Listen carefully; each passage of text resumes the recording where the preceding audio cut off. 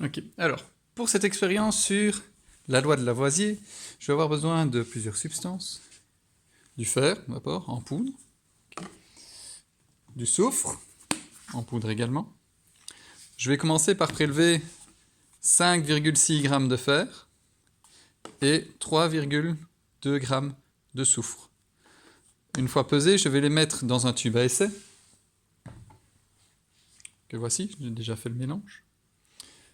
Que je vais peser à son tour, avec toutes les substances à l'intérieur. Okay, voilà. J'ai 29,2 g pour le poids total. Ce que je vais faire maintenant, je vais allumer le bec bunzen. Hop. Et je vais faire chauffer mon mélange à l'aide d'une pince en bois. Attention évidemment à ne pas mettre le bouche, enfin l'ouverture vers un camarade. Je vais mettre la flamme à moitié bleue. Oui, juste avant de faire ça, évidemment, j'ai oublié un petit détail. Ce qui est important, c'est de bien mélanger le soufre et le fer pour avoir un mélange le plus homogène possible, de façon à ne pas avoir que le soufre au-dessus ou que le fer en dessous. Pour ça, j'utilise la spatule. Et en venant racler le fond, je fais remonter progressivement le fer. Je fais descendre le soufre. Voilà.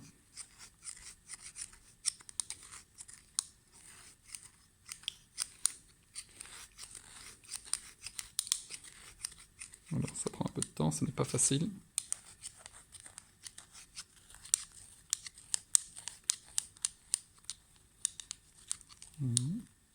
Voilà, ça commence à être pas mal.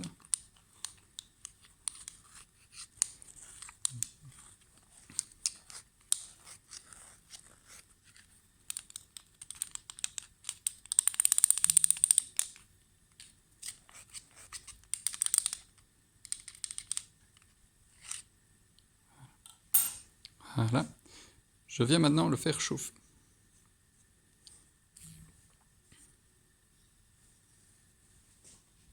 Alors, je fais bien attention à chauffer toute la longueur, je ne reste pas fixe à un endroit. Pour pas justement que le bec bunzen chauffe. À un moment donné, je vais voir un point lumineux. Voilà, on voit déjà que ça commence un peu à réagir.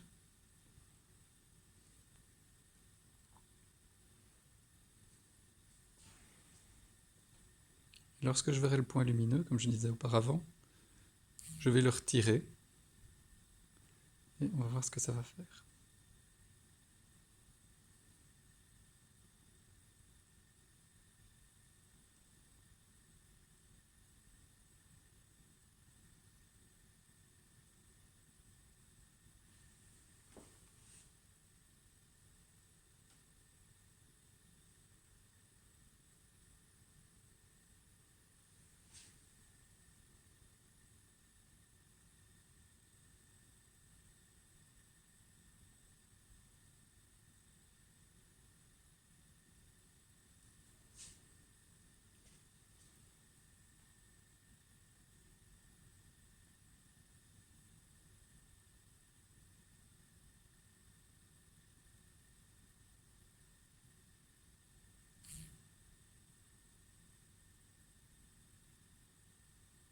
Ça met un peu de temps, c'est normal.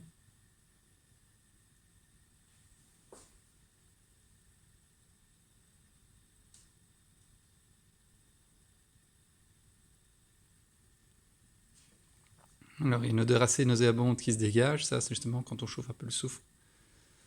On a cette sensation d'œuf pourri. Voilà.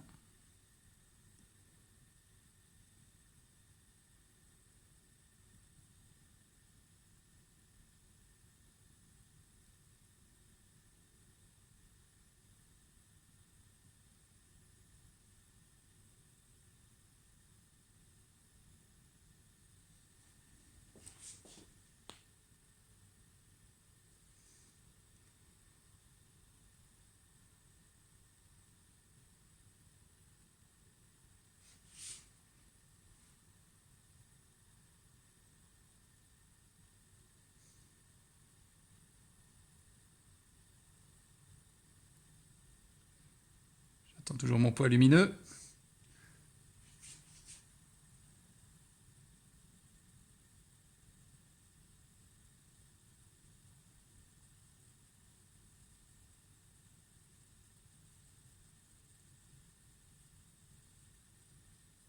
Voilà, hop, et là je le retire.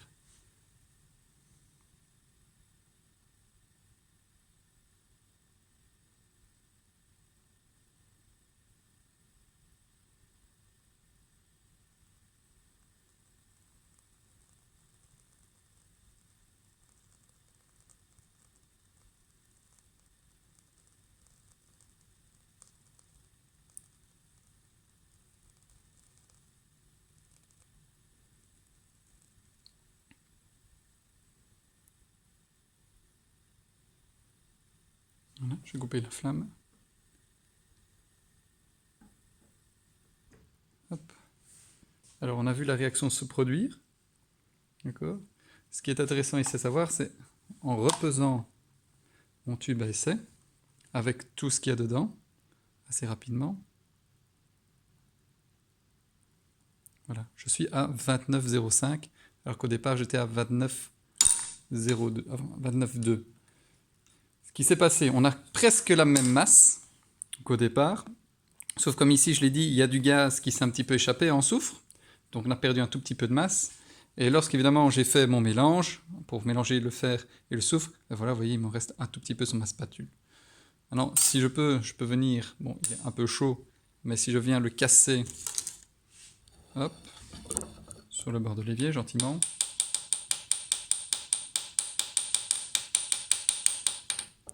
Hop.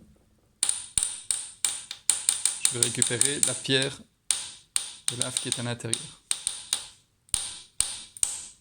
Voilà. Je vais ramasser. Alors je fais attention parce que c'est quand même assez chaud. Alors, on voit que ça fume, il y a encore du soufre qui se dégage. D'ailleurs ça sent assez mauvais.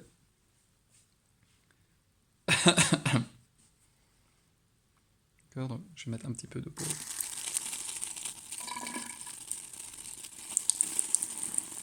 Vous voyez que comme ça refroidit, il y a de la vapeur qui s'échappe.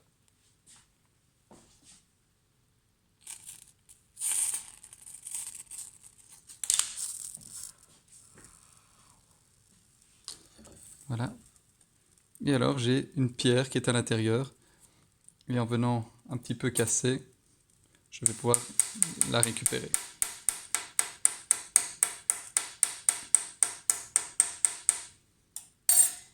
Non, c'est encore un peu chaud, donc je ne vais plus trop y toucher. Voilà, le but de l'expérience était de montrer que même après une réaction chimique, peu importe la masse des produits qu'on avait au départ, au final, on garde la même masse, on garde la même masse à la fin de la réaction chimique.